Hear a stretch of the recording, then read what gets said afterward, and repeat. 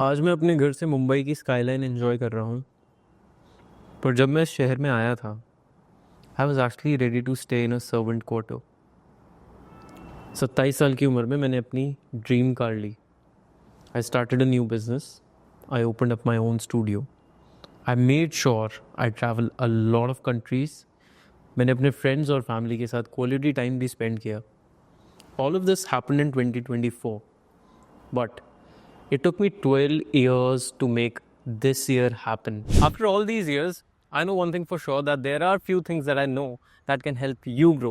First of them being awareness. Now, have you ever questioned yourself, who are you?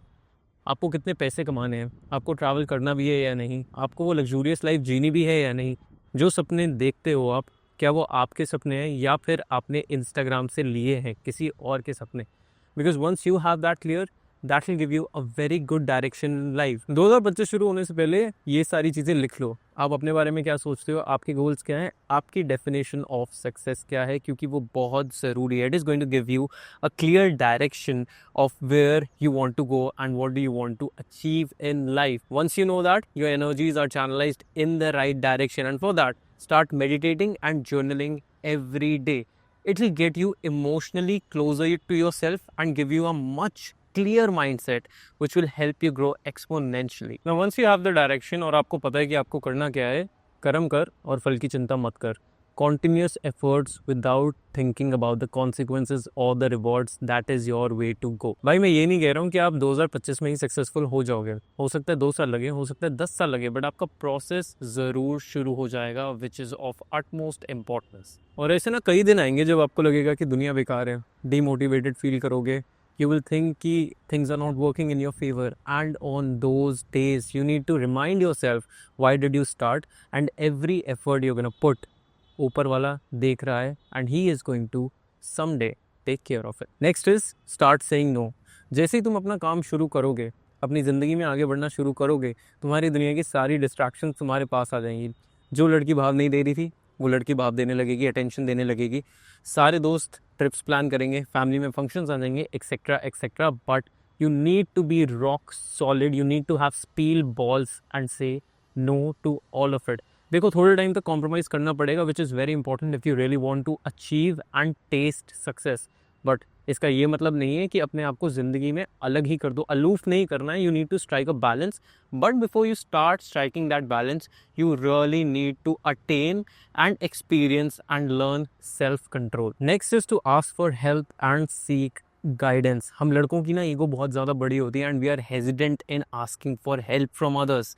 But trust me, it will actually make your process faster and life easier. और आपकी जितनी भी efforts है ना, energies है, सिर्फ सही जगह चैनलाइज होंगी, and you are gonna see the results way more quicker, and it is actually going to help you a lot. Next वाला थोड़ा कॉमन है बट बहुत important, create a discipline for yourself. और मैं ये नहीं कह रहा कि यार सुबह 5 बजे उठो, दैट इज़ समथिंग आप 4 दिन करोगे, 5वें दिन मस्त सो रहे होगे, that is something you don't need to do. But create a to do list every day, even on Sunday, every day मतलब every day. And you need to make sure जो भी आपकी टू डू लिस्ट है वो realistic हो। ऐसे नहीं कि आपने 10 या 12 टास्क लिख दिए और उसमें से आप 2 भी नहीं कर पाए। डिसिप्लिन की बात करते हैं तो definitely what time you wake up is a very important factor. For instance जब मैं 7 बजे उठता हूँ, I am more happier and more productive than on days I am waking up at 11। See you can suit your self, जैसा भी आपका life style allow करे, जैसा भी आपका पर्सनल रूटीन अलाउ करे, डू दैट। एक टाइम ज़रूर ऐसा आएगा जब you'll have to fix your routine, but till then make sure अगर आपका कोई स्पेसिफिक टाइम नहीं है और वेकिंग अप और स्लीपिंग और स्केड्यूल अच्छा नहीं है, तो आपके जितने भी लिस्ट हैं अपने काम पूरे करने के, वो कर लो और अपना प्रोडक्टिविटी टाइम देख लेना, when you are more productive in the morning or in the night, and make your schedules around that. And well, my last tip to you would be never let the kid within you die. Have a hobby. That's actually very important. कुछ भी करो, dance करना है, painting करनी है, act करना है, सिंग करना है, मेक श्योर हर हफ्ते 1 घंटा एटलीस्ट अपने आप को दो, so that you can actually feel alive. At the end of the day तुम दुनिया में काम करने के लिए तो नहीं आए हो। जितना काम कर रहे हो, जितने रिश्ते निभा रहे हो, everything you are achieving, you need to realise that, you need to give yourself that time, that importance.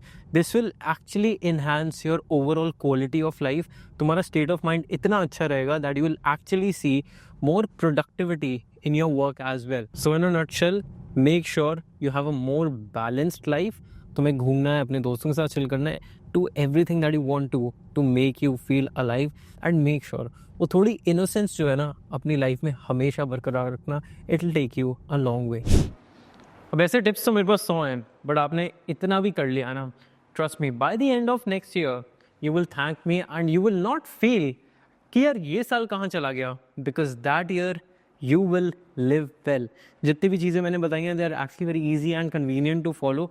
कोई भी रॉकेट साइंस नहीं है. If you like the video and you want more such videos, tell me in the comments below. I will see you in the next one next year. A very happy new year to you and your family.